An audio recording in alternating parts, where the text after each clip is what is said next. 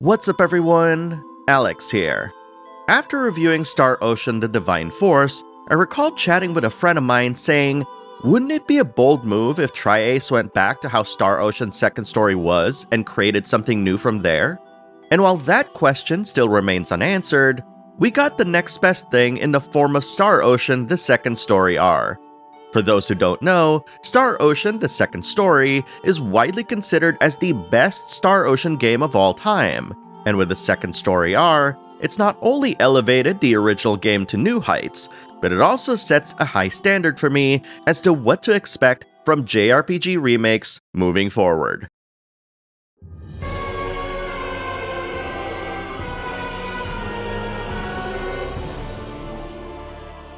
Here's a little bit of background. Star Ocean: The Second Story R is a remake of Star Ocean: The Second Story, originally released on the PS1 in the West in 1999, which was then later remastered in 2009. This remake is developed by Gemdrops and published by Square Enix, who provided this PS5 review code. Star Ocean: The Second Story R lets you choose to play as either Claude C. Kenny or Raina Lanford. It's the year SD-366, and a mysterious meteorite known as the Sorcery Globe has been causing natural calamities and spawning monsters in an ever-increasing capacity all across Expel.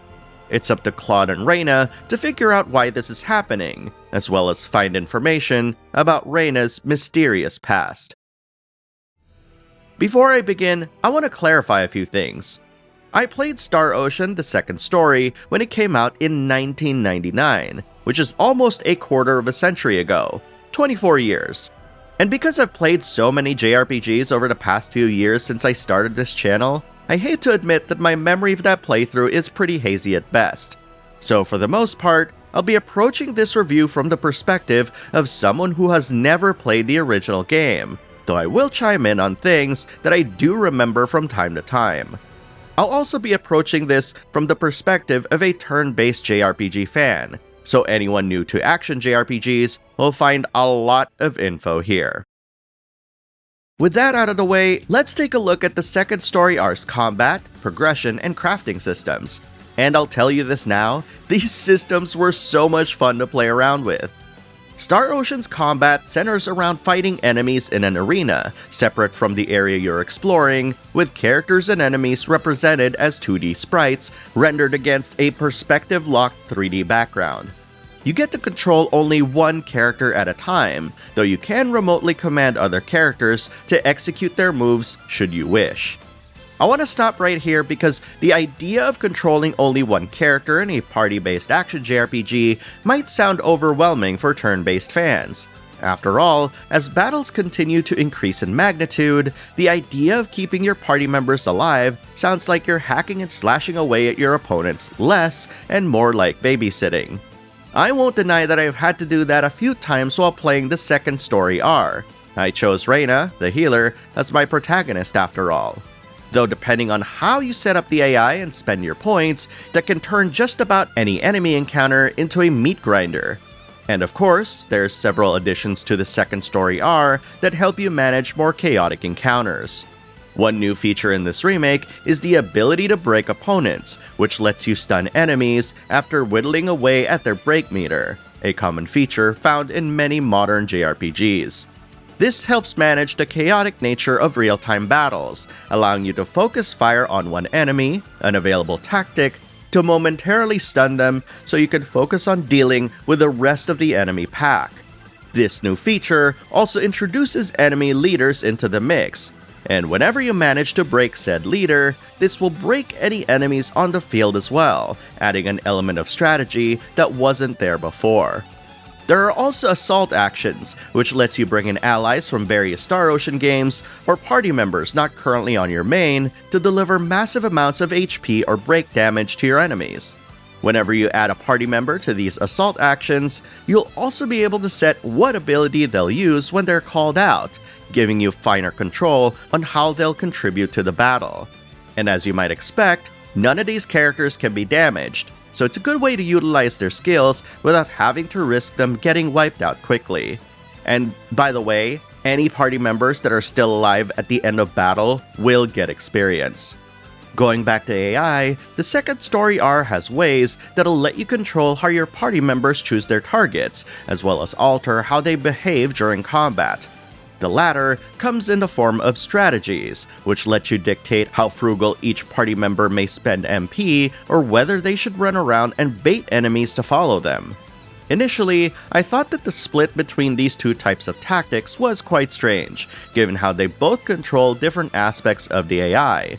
But I found this to be quite helpful in the end, especially since you can also change each party member's strategies from within battle as well.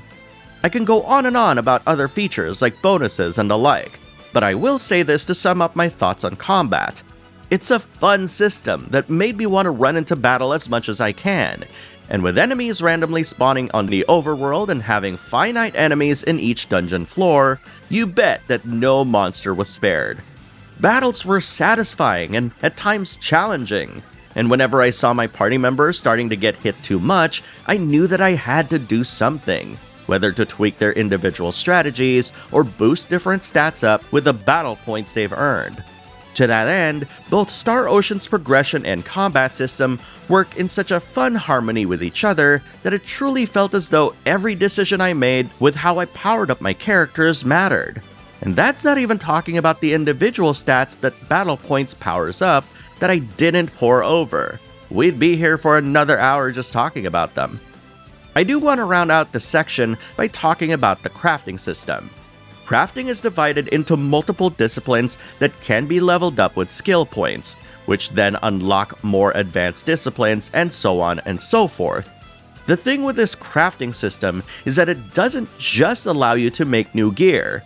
It also lets you create items that can boost your stats, as well as unlock really cool features, like being able to earn more XP at the cost of your strength going down, or even summoning a rabbit mount. Yeah, they call this a rabbit. That doesn't respect elevation at all. Ultimately, what I'm trying to get across here is that Star Ocean the Second Story R has a plethora of gameplay options that'll have you thinking about how to best build your party from the ground up. Whether it's building every character up via battle points, grinding monsters to get more BP and SP to spend, or simply engaging with its expansive crafting system, the Second Story R has so many things for gameplay-centric JRPG fans that'll have you wanting to share your own builds, chatting with how to properly min-max each character, and so much more that it's a joy to think of the possibilities. And for those who may feel as if they need additional help, or need an extra challenge, the game also features an easier and harder difficulty than the default Galaxy setting. And to think, we haven't even talked about its story and presentation yet. While Star Ocean the Second Story R's name clearly states that it's a sequel, it features a standalone story that any JRPG fan will enjoy. And because its story was written during the heyday of 32-bit JRPGs, this allows us to contrast it to the more complex and character-rich depictions found in modern games. And let me unequivocally tell you this story still manages to hold its own very well. The journey the Second Story R will take you will not only have you interacting with long-deprecated features like a massive explorable world map and randomly spawning monsters, but the story beats, private actions, and quests you'll experience are super entertaining that I remember spending hours to just finish out any and all of these before progressing the main story to a different continent. What's more is that the Second Story R actually features expanded voice acting when compared to previous versions of the game. And as if we needed even more options, you also get the power to choose which voice actors to use when you select Japanese voice acting, which is something never before seen in an RPG. Naturally, you'll also have the option to revert the soundtrack back to its original state, but the newly arranged songs by Motoi Sakuraba just make what was already an incredible OST into something modern, updated, and grander than what could have been accomplished with the original orchestrations. This isn't a knock on MIDI or any technology released back in the day. I merely wanted to put to perspective how the myriad of options mentioned so far feel almost celebratory, in a sense, giving you the option to alter the presentation as close to the original as possible. Returning to the story a little bit, I do love that the choice of protagonist determines which events you'll get to experience and which battles you'll take on. When it was first released, Tri-Ace boasted that the game had 86 different endings, which, as it turns out, counted the different variants that can be tacked on to one singular ending, depending on the things you've accomplished during your playthrough. These small details give you the impression that the journey you went on is uniquely yours, and I highly recommend any newcomers take on their first adventure without using a guide. And in case you need to know, there is a generous New Game Plus option that carries over a ton of different things, should you decide that you want to experience all of the ending variants at once. And it's certainly a game that I'd love to replay over and over thanks to its gorgeous 2.5D art style. Some have erroneously called its presentation HD 2D, but I find that there's a noticeable difference between HD 2D and this 2.5D art style. For one, HD 2D games like Live Alive, the Octopath Traveler series, and Triangle Strategy still adhere to a strict tile-based design that is reminiscent of 16-bit SNES JRPGs of old.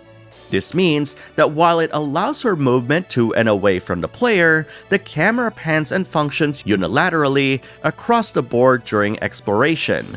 Additionally, the texturing work done throughout, for both the characters and the environments, are all based off of a pixel art aesthetic, which opts for less realism in favor of a stylistic, classic look. The 2.5D style of Star Ocean, on the other hand, while having characters rendered in pixel art, features environments that are meant to capture as much of the pre-rendered CG environments that the original PlayStation release had, using the technology of today, along with more dramatic camera pans that both enhance the scale of your surroundings and mislead the player, especially during dungeon explorations. Remakes and remasters give developers and gamers alike an opportunity to revisit some classics that may have needed an update or two. But it's quite rare to play a game that not only does that, but also improves upon the original so much that it practically feels like a new game. Star Ocean: The Second Story R is one of those remakes that truly captures the spirit of the original source material by understanding what made it an incredible experience and building on top of it with well thought out new features and quality of life improvements that makes the entire game approachable for all. This has to be said again. Star Ocean: The Second Story is the best Star Ocean game ever made, and The Second Story R elevates it to such a degree that it's seriously in the running as my game of the year this year.